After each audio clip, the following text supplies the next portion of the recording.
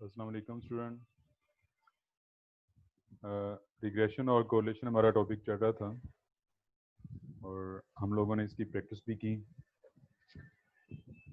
और उम्मीद है कि आपने भी की होगी, हमने तो की है, तो आपने भी की होगी प्रैक्टिस। और काफ़ी तफसील से हमने इसको किया रिग्रेशन को, कौन सा डिपेंडेंट वेरिएबल होता है, कौन सा इंडिपेंडेंट वेरिएबल होता है, कौन सा वेरिएबल किस पे डिपेंड करता है, ये सारा कुछ हमने किया। फिर इसके फॉर्मूले के लिखा हुआ है कि किसको क्या कहते हैं, intercept rate, dependent variable, independent variable, फिर फॉर्मूले लिखे हुए स्टूडेंट। फिर दो रिग्रेशन इक्वेशन हमारे पास थी, वाई ऑन एक्स और एक्स ऑन वाई, उसको हमने अच्छी तरीके से एक्सप्लेन किया। ये एग्जांपल है आपके पास, कौन सा वेरिएबल किस पे डिपेंड करता है, production of heat depend on C, blood pressure depend on age, up to so on. और ये एक एग्जांपल थी जो हमने सॉल्व की, और इसकी प्रॉपर्टीज़ कि ये वाई का टोटल और वाई हेड का टोटल बराबर आना चाहिए, इसका डिफरेंस ज़ीरो होना चाहिए, और ये सॉल्व भी किया हुआ है। एक तो स्टूडेंट कोरिलेशन था, कोरिलेशन को हमने डिस्कस किया। और कोरिलेशन क्या होता है, इंटरडिपेंडेंस ऑफ टू वेरिएबल। और इसकी एग्जांपल है temperature and sale of ice cream, age and eyesight, consumption of oil and speed of car. ये दो वेरिएबल हैं, इनमें जो रिलेशन है, क्या आपने देखना है किस तरह का रिलेशन है, क्या दोनों में दोनों चीज़ें सेम डायरेक्शन में जा रही हैं या इनवर्स डायरेक्शन में जा रही हैं। तो स्टूडेंट अगर both variable move in the same direction तो कोरिलेशन को कहते हैं, कोरिलेशन इज पॉजिटिव कोरिलेशन। अगर कार की स्पीड बढ़ाते जाएं तो साफ ज़ाहिर ऑयल की कंजम्पशन ज़्यादा होगी।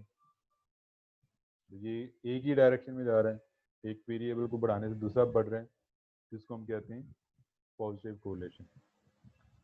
स्टूडेंट अगर both variable move in different direction then correlation is negative correlation। अगर उनकी जो मूवमेंट है वो इनवर्स हो तो उसको हम कहते हैं negative correlation.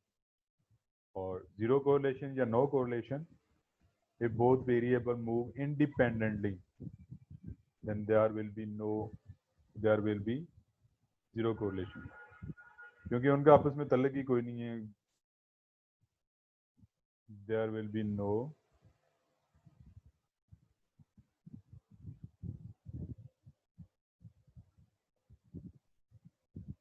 correlation, there will be no correlation या जीरो कोरिलेशन। ठीक हो गया। अगर वो दो वेरिएबल इंडिपेंडेंट हैं तो उनके दरमियान कोरिलेशन नहीं होगी। अच्छा स्टूडेंट, यहाँ पे एक पॉइंट, अगर दो वेरिएबल इंडिपेंडेंट हैं इसका मतलब उनके दरमियान कोरिलेशन नहीं होगी, क्या उनके दरमियान रिग्रेशन लाइन फिट कर सकते हैं हम? If two variable independent then there will be no correlation, तो क्या स्टूडेंट वहां पे हम रिग्रेशन लाइन फिट कर सकते हैं हम दो वेरिएबल के दरमियान? जरा गौर करना है इस पर, और आगे चल के थोड़ा बहुत मैं इसका आपको एक्सप्लेन भी कर दूंगा। फिर कोरिलेशन कोएफिशिएंट, इसका फॉर्मूला है, वैल्यू पुट की हमने, और ये कोरिलेशन कोएफिशिएंट की प्रॉपर्टीज़ हैं, लास्ट टाइम हमने किया था। और फिर ये बी और डी दिया है तो आपने आर निकालना है, और बी और डी की जब साइन प्लस हो तो आर प्लस होता है, बी और डी की साइन जब माइनस हो तो आर माइनस होता है। तो उसके बाद स्टूडेंट वो जो पीछे में बात कर रहा है कोरिलेशन जीरो हो तो क्या रिग्रेशन लाइन फिट कर सकते हैं? देखें अगर कोरिलेशन यहाँ पे जीरो रखें, इस फॉर्मूले में कोरिलेशन जीरो रखें तो बी निकलेगा नहीं, बी भी जीरो, डी भी जीरो, बी भी जीरो और डी भी जीरो। तो ये वजह है इसकी। और उसके बाद स्टूडेंट ये नोटेशन है बी बाई एक्स, ये हम बी की बजाय कुछ इंटरनेशनल बुक के बी की बजाय बी बाई एक्स भी यूज़ करते हैं। इसका मतलब है regression coefficient Y on X, और ये बी एक्स वाई यूज़ करते हैं, इसका मतलब regression coefficient X on Y. ये जो पहले लिखा होता है ये डिपेंडेंट वेरिएबल होता है, ये एक्स ऑन वाई, ये वाई ऑन एक्स। कोरिलेशन में कोई फर्क नहीं पड़ता, ये कोई इसमें Y on X, X on Y का चक्कर नहीं, क्योंकि आपको पता है ये इंटरडिपेंडेंस, दोनों एक दूसरे पे डिपेंड करते हैं, इसलिए यहाँ पे कोई फर्क नहीं पड़ता, जिसको मर्जी एक्स कह दें, जिसको मर्जी वाई कह देंगे। और अभी हम कोरिलेशन के क्वेश्चन करेंगे, वहाँ आप देखेंगे, तो ये नोटेशन आपने याद रखनी। उसके बाद ये अगर आप डेटे को रिड्यूस करना चाहते हैं, शार्ट करना चाहते हैं, उसके लिए यू और वी मैंने लिखा। स्टूडेंट ये नीचे एच और के लिखा हुआ है, ये मेरे से एक स्टूडेंट ने पूछा था कि अगर वो एच क्या होगा और किस में होगा। स्टूडेंट यहाँ पे ये लिखने का मकसद ये है कि अगर आप डेटे में से कोई वैल्यू माइनस करते हैं या डिवाइड करते हैं, माइनस करते हैं या डिवाइड करते हैं, वो फ्रीक्वेंसी डिस्ट्रीब्यूशन की तरह ये क्लास इंटरवल नहीं है कि अगर क्लास इंटरवल होगा तो अप्लाई करेंगे या नहीं करेंगे, इस तरह नहीं है स्टूडेंट। इस सेंस में लें कि आपने डेटे में से कोई वैल्यू माइनस करनी है या इसी वैल्यू से आपने डिवाइड करना है। और आपको पता है कि अगर डेटे को आपने रिड्यूस करना है, डेटे को शार्ट करना है, तो पहला तरीका उसमें से माइनस करें, डाटा शार्ट हो जाएगा, और उसको डिवाइड करें तो मज़ीद शार्ट हो जाएगा। लेकिन मल्टीप्लाई करने से डाटा बढ़ जाता है, ये नहीं होता कि मल्टीप्लाई करने से भी कम, मल्टीप्लाई करने से कि आप ऐड करने से वो बढ़ जाता है, माइनस करने से और डिवाइड करने से वो कम हो जाता है। तो इस सेंस में है कि आप माइनस करें, फिर भी ये कोरिलेशन पे कोई फ़र्क नहीं पड़ता, अगर साथ डिवाइड करके चेक कर लें फिर भी कोरिलेशन पे कोई फ़र्क नहीं पड़ता। और ये मैंने कहा था कि आप लोगों ने करने फॉर्मूला पुट करके, वैल्यू पुट करके चेक करने हैं कि दोनों का जवाब उसमें बराबर आता ही नहीं आता। और स्टूडेंट ये मैंने एक टॉपिक है स्टैंडर्ड डेविएशन ऑफ रिग्रेशन और स्टैंडर्ड एरर ऑफ एस्टीमेट, क्यों कल भी हमारे पास अभी एक दिन है, तो इसको मैं कल पे रखता हूँ। आज कोरिलेशन के कुछ क्वेश्चन हम कर लेते हैं। तो स्टूडेंट कोरिलेशन के क्वेश्चन जो है रिग्रेशन ये वाला है।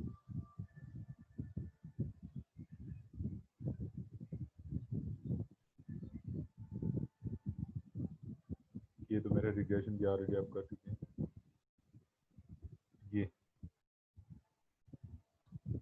ये देखें student, determine the estimated regression question y hat is equal plus bx। अब ये पार्ट मुख्तलिफ दिए हुए हैं, इनमें आपने रिग्रेशन लाइन फिट, अब ये टोटल करके दिए हैं उसने, इसमें वो एक्स वाई की फॉर्म में बल्कि टोटल करके दिए हुए हैं। जब टोटल करके दिए हुए हैं तो आपने जस्ट फार्मूला लगा के इसको सॉल्व करना है। तो इसको ज़रा ट्राई करना, या आप पे छोड़ रहा हूँ, कुछ आप लोग भी कीजिएगा, और उसके बाद इसको, ये रिग्रेशन के सवाल हैं। इसके बाद ये नेक्स्ट क्वेश्चन है, इसमें कहता है कि find two regression coefficients, just आपने बी और डी मालूम करना है, इसमें कोई लाइन फिट नहीं करनी है आपने, जस्ट आपने बी और डी मालूम करना है। बी और डी के फॉर्मूले आपको आते हैं, इसमें आपकी थोड़ी सी कन्फ्यूजन होगी, लेकिन ये मैं आपको तब कराऊंगा जब इसको आप करके आएंगे, मेरे से पूछेंगे सर ये फॉर्मूला क्या किस तरह है, तो फिर इंशाल्लाह मैं आपको ये करवा दूंगा। तो ये रिग्रेशन कोफिशिएंट है कि आपने बी और डी इन दोनों की करनी है, ये इसको आप असाइनमेंट ही समझें। ये आ गई कोरिलेशन, दो वेरिएबल हैं सप्लाई और डिमांड, उसको वाई एक्स रखा हुआ है, तो कोरिलेशन कोफिशिएंट मालूम करने हैं। तो जस्ट स्टूडेंट इसको आप एक्स वाई की फॉर्म में लिखें और आगे 3 कॉलम बनाएं, X square, Y square, X Y और आर का फॉर्मूला लगा दें, सिंपल, कोई ऐसा इसमें। फिर ये फर्टिलाइज़र और वीट शील्ड, और इसमें आपने क्या करना है, एक किसी को मर्जी एक्स कह दें, जिसको मर्जी वाई कह दें, एक्स कह दें, वाई कह दें, और इसी तरह 3 कॉलम बनेंगे, एक्स स्केयर, वाई स्केयर और एक्स वाई, और फिर उसके दरमियान आपने आर मालूम कर लेना है, रिलेशनशिप क्या बनता है वो आपने मालूम कर लेना है। नेक्स्ट है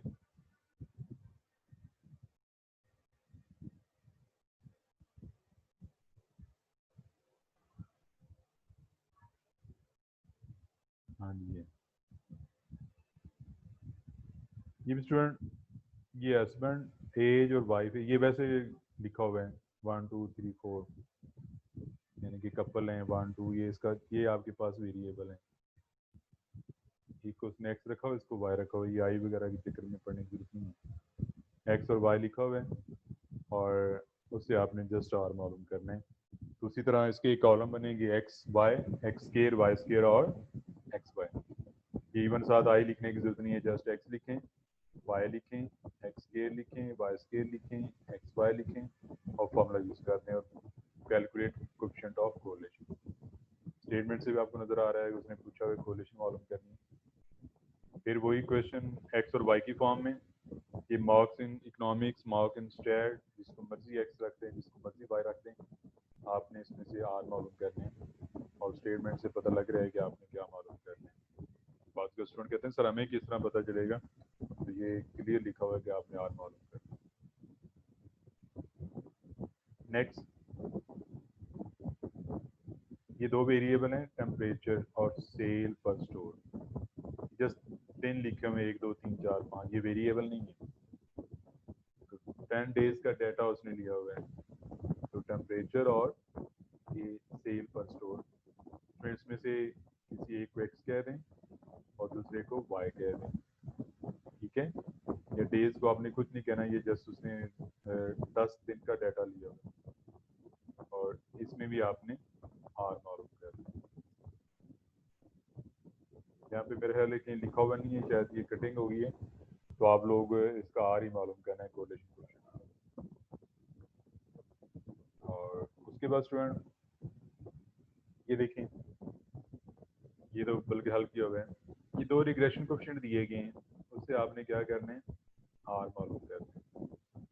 तो B by X B X Y multiply करके आर मालूम कर लें। दोनों प्लस हैं तो यहाँ प्लस आएगा, अगर दोनों माइनस तो यहाँ पे माइनस आएगा। यहाँ पे बार प्लस माइनस होना था वो मिसिंग है इस जगह पे, यहाँ पे प्लस माइनस होता है। तो आपको जो मैंने फॉर्मूले लिख के दिए हुए हैं उसमें साफ ज़रा है, तो यहाँ पे प्रिंटिंग में मिस्टेक है प्लस माइनस की, तो आपने ज़हन में रखना है यहाँ प्लस माइनस होता है। अगर ये दोनों प्लस हों जवाब प्लस में आएगा, दोनों माइनस हो तो जवाब माइनस में आ जाएगा। ये मैंने काफ़ी अच्छे तरीके से आपको एक्सप्लेन किया हुआ है। नेक्स्ट एग्जांपल, इसमें भी रिग्रेशन कोएफिशिएंट दिए गए और आपने मालूम करना है कोरिलेशन कोएफिशिएंट। इनसे आपने ये ऊपर सॉल्व भी किया हुआ है और इसको आपने कर लेना। नेक्स्ट ये वाला क्वेश्चन, ये स्टूडेंट इसमें आपने बी व एक्स मालूम करना है, फॉर्मूला ये यूज होगा ऊपर लिखा हुआ है ये वाला। इसमें उसने आर भी दिया हुआ है, बी एक्स वाई दिया हुआ है, अपने बी वाई एक्स मालूम करना है, तो ये फॉर्मूला यूज करके कर लेंगे। तो अब ये बी वाई एक्स और बी वाई एक्स का वो पता लग जाना चाहिए कि ये जो बी वाई एक्स होता है ये वाई ऑन एक्स का रिग्रेशन कोएफिशिएंट जिसको आप बी कहते हैं, और जो बी एक्स वाई होता है ये डी होता है जिसको हम regression coefficient X on Y कहते हैं।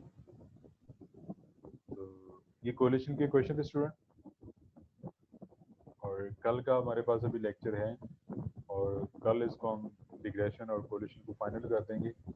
कल लास्ट डे होगा इसका, उसके बाद इंशाल्लाह नेक्स्ट चैप्टर में शुरू करेंगे। तो रिग्रेशन कोरिलेशन की प्रैक्टिस, ये क्वेश्चन, ये काफ़ी क्वेश्चन मैंने आपको दिए हैं, इनकी आप लोगों ने प्रैक्टिस करनी है और अगर इनकी आप प्रैक्टिस कर लेते हैं तो उम्मीद है कि आप रिग्रेशन के हर तरह के क्वेश्चन कर लेंगे।